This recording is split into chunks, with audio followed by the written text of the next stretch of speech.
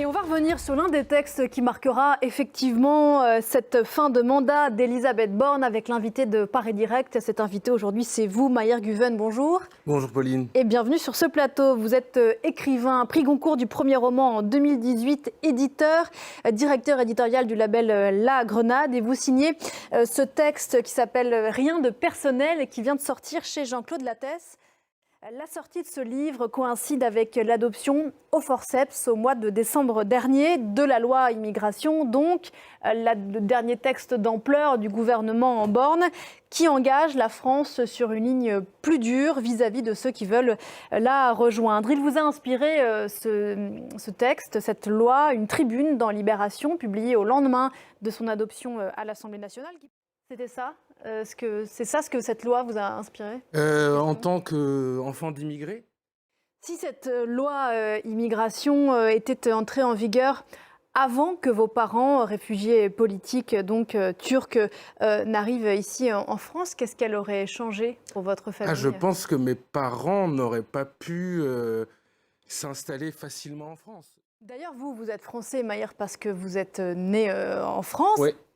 Si la nouvelle loi entre en vigueur telle qu'elle est écrite, vous auriez dû demander la nationalité, alors qu'aujourd'hui, elle est automatiquement attribuée à des enfants nés de parents étrangers ici en France. J'ai obtenu ma nationalité à 14 ans.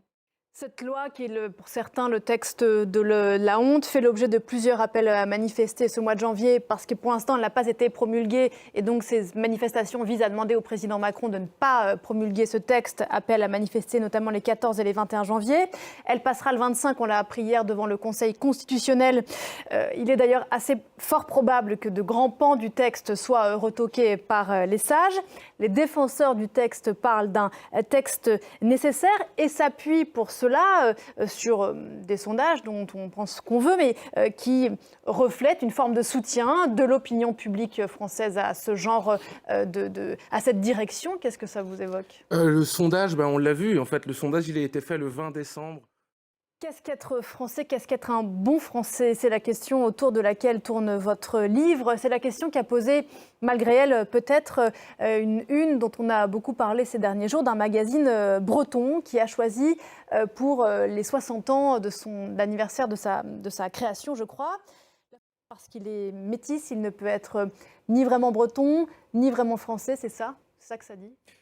Mais largement, au-delà de la question de la Bretagne, c'est cette question autour de laquelle vous tournez. Qu'est-ce que ça veut dire être français, être un bon français ? Le fait qu'on vous renvoie toujours à cette question.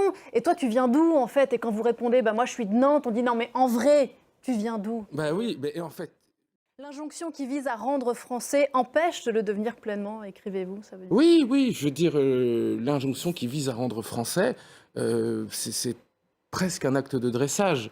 Je veux dire, on peut dire, oui, voilà, je suis d'origine turque. Ce tatouage, on en hérite, qu'on le veuille ou oui, non. qu'on le veuille ou non. Vous l'avez transmis à vos enfants ?